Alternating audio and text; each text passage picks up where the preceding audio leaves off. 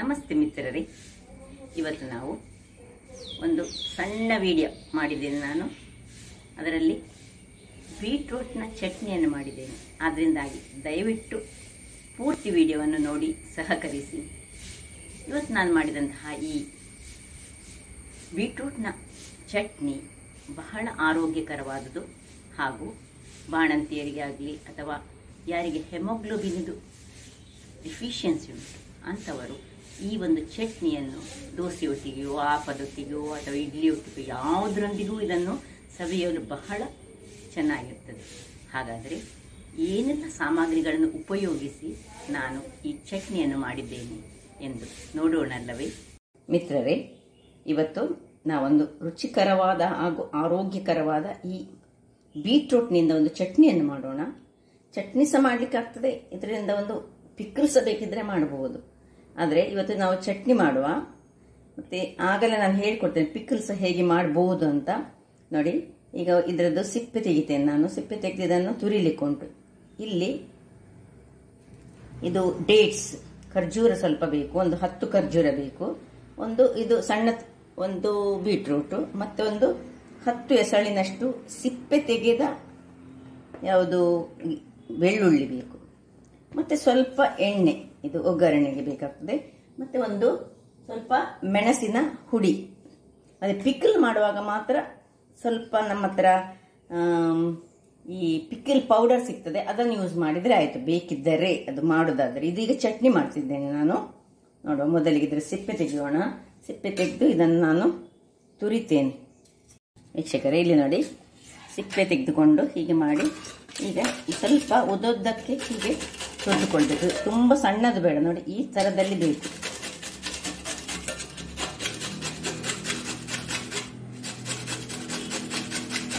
ಎಲ್ಲವನ್ನು ನಾನು ಹೀಗೆ ನಿಮಗೆ ತುರಿದು ಈಗ ರೆಡಿ ಮಾಡಿಕೊಡ್ತೇನೆ. ವೀಕ್ಷಕರೇ ನೋಡಿ, ಎಲ್ಲ ತುರಿದು ರೆಡಿ ಆಯಿತು. ಈ ರೀತಿಯಲ್ಲಿ ತುರಿಬೇಕು. ಈಗ ಈ ಒಂದು ಡೇಟ್ಸ್ ಅನ್ನು, ಖರ್ಜೂರದ ಸಿಪ್ಪೆಯನ್ನು, ಇದು ಬೀಜವನ್ನು ತೆಗೆದು ಒಂದು ಮಿಕ್ಸಿ ಜಾರಿಗೆ ಹಾಕೊಳ್ಳೋಣ. ಮಿಕ್ಸಿ ಜಾರಿಗೆ ಹಾಕಿ ಇದನ್ನು ನಾನು ಒಂದು ಗ್ರೈಂಡ್ ಮಾಡಿಕೊಂಡು ತರ್ತೇನೆ. ಸ್ವಲ್ಪ ಬಿಸಿ ತಣ್ಣಗಾದ ನೀರನ್ನು ಹಾಕಬೇಕು. ಸುರಿಗೆ ಖಾಲಿ ಗ್ರೈಂಡ್ ಮಾಡಬೇಕು. ಮತ್ತೆ ಸ್ವಲ್ಪ ಬಿಸಿ ತಣ್ಣಗಾದ ನೀರನ್ನು ಹಾಕಿ ಸ್ವಲ್ಪ ಪೇಸ್ಟಿನಾಗೆ ಮಾಡಿಕೊಂಡು ನಮಗೆ ಬೇಕು. ಇದು ಎಲ್ಲ ಬೀಜಗಳನ್ನು ತೆಗೆದುಕೊಳ್ಳೋಣ. ಒಂದು 10 ಖರ್ಜೂರ ಬೇಕು ನಮಗೆ. ಅಂದರೆ ಅದು ಸಿಹಿ ಮತ್ತು ನಾವು ಬೆಲ್ಲ ಗಿಲ್ಲ ಏನು ಹಾಕೋದಿಲ್ಲ, ಅದರಿಂದಾಗಿ 10 ಖರ್ಜೂರಗಳನ್ನು ನಾನು ಹಾಕೊಂಡಿದ್ದೇನೆ. ಈಗ ಇದನ್ನು ಸುರಿಗೆ ಖಾಲಿ ಗ್ರೈಂಡ್ ಮಾಡ್ತೇನೆ. ಆಮೇಲೆ ಸ್ವಲ್ಪ ನೀರು ಹಾಕಿ ಗ್ರೈಂಡ್ ಮಾಡಿ ತರ್ತೇನೆ. ಇಲ್ಲಿ ನೋಡಿ ವೀಕ್ಷಕರೇ, ಹೀಗೆ ಇಷ್ಟು ಪೇಸ್ಟ್ ಆದರೆ ಸಾಕು. ಈಗ ಇಲ್ಲಿ ಒಂದು ಗ್ಯಾಸನ್ನು ಉರಿಸಿಕೊಂಡು ಒಂದು ಬಣಾಲೆಯನ್ನು ಇಟ್ಕೊಂಡಿದ್ದೇನೆ ನಾನು. ಅದಕ್ಕೊಂದು ಸ್ವಲ್ಪ ಎಣ್ಣೆಯನ್ನು ಹಾಕೊಳ್ಳೋಣ. ಎಣ್ಣೆಯನ್ನು ಹಾಕ್ಕೊಂಡು ಈ ಸಿಪ್ಪೆ ಸುಲಿದ ಬೆಳ್ಳುಳ್ಳಿಯನ್ನು ಸಣ್ಣ ಉರಿಯಲ್ಲಿ ಸ್ವಲ್ಪ ಫ್ರೈ ಮಾಡಿಕೊಳ್ಳೋಣ. ಇಷ್ಟು ಗೋಲ್ಡನ್ ಬ್ರೌನ್ಗೆ ಇದು ಬರುವಾಗ ಈಗ ಇದಕ್ಕೆ ನಾವು 1 ಚಮಚದಷ್ಟು ಮೆಣಸಿನ ಹುಡಿಯನ್ನು ಹಾಕೊಳ್ಳೋಣ. ಸಣ್ಣ ಉರಿ ಮಾಡಿಕೊಳ್ಳಿ, ಇಲ್ಲದ್ರೆ ನಮಗೆ ಸೀನು ಬರ್ತದೆ ಇದರಲ್ಲಿ ಮೆಣಸಿನ ಹುಡಿ ಹಾಕುವಾಗ. ಈಗ ಇದು ಜೀರ ಹುಡಿ, 1 ಚಮಚದಷ್ಟು ಜೀರ ಹುಡಿ, 1 ಚಮಚ ಮೆಣಸಿನ ಹುಡಿ. ನಿಮಗೆ ಖಾರ ಇನ್ನೂ ಜಾಸ್ತಿ ಬೇಕಿದ್ರೆ ನೀವು ಹೆಚ್ಚು ಖಾರ ಹಾಕೊಳ್ಬೋದು. ನಾನು 1 ಚಮಚ ಹಾಕ್ತಿದ್ದೀನಿ. ಇದರಲ್ಲಿ ನಾನು ನೋಡಿ, ನಿಮ್ಗೆ ಎಷ್ಟು ಬೇಕು ಚಟ್ನಿಗೆ ಅಷ್ಟನ್ನು ಹಾಕೊಳ್ಳಿ. ನಾನು ಇದರಲ್ಲಿ ಸ್ವಲ್ಪ ಮತ್ತೆ ಪಿಕ್ಕಲ್ ಮಾಡಲಿಕ್ಕೆ ಸ್ವಲ್ಪ ಇಟ್ಕೊಳ್ತೇನೆ.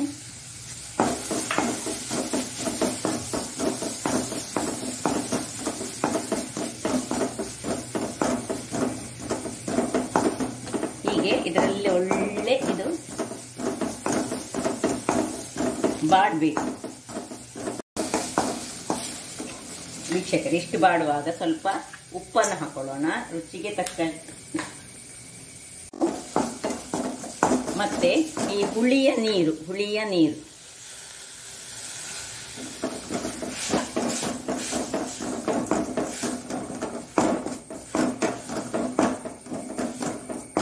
ಈ ನೋಡಿ, ಪೇಸ್ಟ್ ಮಾಡಿದಂತಹ ಮಸಾಲ.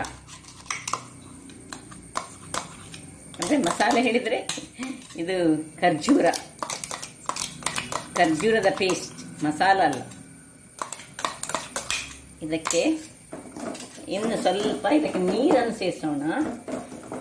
ನೀರು ಹೇಳಿದರೆ ಈ ಬಿಸಿ ತಣ್ಣಗಾದ ನೀರನ್ನು ಹೆಚ್ಚಾಗಿ ಯೂಸ್ ಮಾಡಬೇಕು. ಅಂದರೆ ಈಗ ನಾವು ಇದನ್ನು ಬಿಸಿ ಮಾಡೋದ್ರಿಂದಾಗಿ ಚಟ್ನಿಗೆ ಇಲ್ಲದ್ರೆ ಯಾವಾಗಲೂ ಚಟ್ನಿ ಮಾಡುವಾಗ ಬಿಸಿ ತಣ್ಣಗಾದ ನೀರನ್ನೇ ಯೂಸ್ ಮಾಡಬೇಕು ವೀಕ್ಷಕರೇ. ಸ್ವಲ್ಪ ನೀರನ್ನು ಹಾಕಿ ಇದನ್ನು ಚೆನ್ನಾಗಿ, ಇದನ್ನು ಗ್ರೈಂಡ್ ಏನು ಮಾಡಲಿಕ್ಕಿಲ್ಲ. ಇದಕ್ಕೆ ಉಪ್ಪು ಬಿತ್ತು, ಹುಳಿ ಬಿತ್ತು,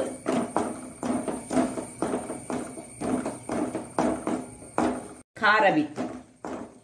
ಆದ್ದರಿಂದಾಗಿ ನೋಡಿ ಚಟ್ನಿ ಹೇಗೆ ಬಂತು ನೋಡಿ, ಅದಕ್ಕೆ ಹೇಳಿದ್ದು ನಾನು. ಆಯ್ತು, ಇನ್ನು ಸ್ವಲ್ಪ ಒಂದು ಕುದಿ ತೆಗಿಲಿಕ್ಕೆ ಉಂಟು. ಒಂದು ಸ್ವಲ್ಪ ನೀರನ್ನು ಹಾಕೊಳ್ಳೋಣ ಅದಕ್ಕೆ, ಇನ್ನು ಸಹ ಸ್ವಲ್ಪ. ಇದರಲ್ಲಿ ಸಹ ಸ್ವಲ್ಪ ಇರುವಂತಹ ಇದನ್ನು ಸಹ ಹಾಕೊಳ್ಳೋಣ. ಇದನ್ನು ಬೇಕಿದ್ರೆ ಸ್ಟೋರ್ ಸಹ ಮಾಡಿಟ್ಕೊಳ್ಬೋದು. ಯಾಕೆ ಹೇಳಿದರೆ ನಾವು ಇದಕ್ಕೆ ಏನು ತೆಂಗಿನ ತುರಿ ಹಾಕೋದಿಲ್ಲಲ್ಲ, ಅದರಿಂದಾಗಿ ಇದನ್ನು ಚೆನ್ನಾಗಿ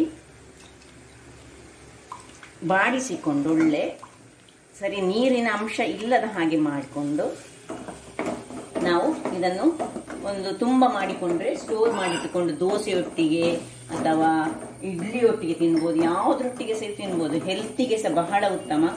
ಎಸ್ಪೆಷಲಿ ಯಾರಿಗೆ ಈ ಹುಡುಗಿಯರಿಗೆ ಅವರ ಸೌಂದರ್ಯ ಸಹ ವರ್ಧನೆ ಆಗ್ತದೆ, ಹಾಗೂ ಈ ಪೀರಿಯಡ್ಸ್ನ ಪ್ರಾಬ್ಲಮ್ ಇದ್ರೆ ಸಹ ಇದು ಒಳ್ಳೆಯದು.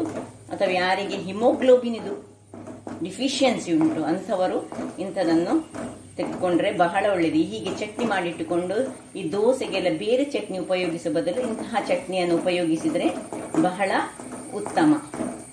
ನೋಡಿ ಆಯ್ತು ನೋಡಿ, ಇದರಲ್ಲಿ ನಾನು ಈಗ ಉಪ್ಪು ಹುಳಿ ಖಾರ ಸರಿ ಉಂಟ ನೋಡುವ.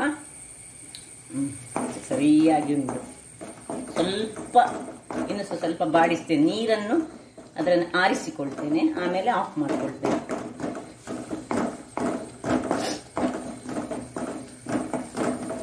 ಸಾಕು, ಇಷ್ಟಾದರೆ ಸಾಕು ನಮಗೆ. ಸ್ವಲ್ಪ ಇಷ್ಟು ಬೇಕು, ನೀರಿನ ಅಂಶಗಳು ಬೇಕು. ಈಗ ಇದನ್ನು ಆಫ್ ಮಾಡಿಕೊಂಡು ಸರ್ವ್ ಮಾಡೋಣ. ನೋಡಿ ವೀಕ್ಷಕರೇ, ರೆಡಿಯಾಗಿದೆ. ಈಗ ಸರ್ವಿಂಗ್ ಟೈಮ್. ನೋಡಿ ಹೇಗೆ ಚೆನ್ನಾಗಿ ಬಂದಿದೆ ನೋಡಿ. ಸ್ವಲ್ಪ ತಣ್ಣಗಾದ ಮೇಲೆ ಸಹ ತಿನ್ಬೋದು, ಅಥವಾ ಹೇಗೆ ಸಹ ಅಷ್ಟು ರುಚಿಕರವಾಗಿರ್ತದೆ. ಹೆಲ್ತಿಗಂತೂ ಬಹಳ ಉತ್ತಮ. ನೋಡಿ ಇದರಲ್ಲಿ ಆ ಬೆಳ್ಳುಳ್ಳಿ ಸಹ ಒಳ್ಳೆ ನಾವು ಫ್ರೈ ಮಾಡ್ತೇವಲ್ಲ, ಇದು ಈವನ್ ಬಾಣಂತಿಯರಿಗೆ ಸಹ ಇದನ್ನು ಕೊಡ್ಬೋದು, ಬಹಳ ಒಳ್ಳೆಯದು. ಇಂತಹ ಚಟ್ನಿಯನ್ನು ಊಟದ ಹೊತ್ತಿಗೆ ಸ್ವಲ್ಪ ಬಡಿಸಿದ್ರೆ ಅವರಿಗೆ ಇದು ಬಹಳ ಉತ್ತಮ. ನೋಡಿದ್ರಲ್ಲ ವೀಕ್ಷಕರೇ, ಹೀಗೆ ಒಂದು ರುಚಿಕರವಾದ ಬೀಟ್ರೂಟ್ನಿಂದ ಆರೋಗ್ಯದಾಯಕವಾದ, ಯಾರು ತಿನ್ಬೋದು ಇದನ್ನು. ನಾನು ಹೇಳಿದೆಲ್ಲ, ಇದು ಹೆಚ್ಚಾಗಿ ಸ್ವಲ್ಪ ಹಿಮೋಗ್ಲೋಬಿನ್ ಕಮ್ಮಿ ಇರುವವರು, ಮತ್ತು ಬಾಣಂತಿಯರು, ಮತ್ತು ಹೀಗೆ ನಮ್ಮ ಆರೋಗ್ಯವನ್ನು ಹೆಚ್ಚಿಸಿಕೊಳ್ಳಿಕ್ಕೆ ಯಾರೂ ಈ ಒಂದು ಚಟ್ನಿಯನ್ನು ಯೂಸ್ ಮಾಡ್ಬೋದು. ಇದರಲ್ಲಿ ನಾನು ಹೇಳಿದೆ, ಇದರಲ್ಲಿ ಪಿಕ್ಕಲ್ ಮಾಡ್ಬೋದಂತ. ಪಿಕ್ಕಲ್ ಮಾಡುವಾಗ ಮಾತ್ರ ನಾವು ಸ್ವಲ್ಪ ವಿನಿಗರನ್ನು ಹಾಕ್ಕೊಳ್ಬೇಕಾಗ್ತದೆ. ಅದನ್ನು ಬೇಕಿದ್ರೆ ಇನ್ನೊಂದು ಬಾರಿ ನಾನು ತೋರಿಸ್ತೇನೆ ಹೇಗೆ ಅಂತೇಳಿ. ಹಾಗಾದರೆ ನನ್ನ ಕುಕಿಂಗ್ ಚಾನಲ್ ನಿಮಗೆ ಇಷ್ಟ ಆದರೆ ಬೋಳೂರು ಸುವರ್ಣ ಚಾನಲನ್ನು ಲೈಕ್ ಮಾಡಿ, ಶೇರ್ ಮಾಡಿ ಹಾಗೂ ಸಬ್ಸ್ಕ್ರೈಬ್ ಮಾಡಿ, ಹಾಗೂ ನನ್ನ ಇನ್ಸ್ಟಾಗ್ರಾಮ್ ಪೇಜನ್ನು ಫಾಲೋ ಮಾಡಿ. ಧನ್ಯವಾದಗಳು.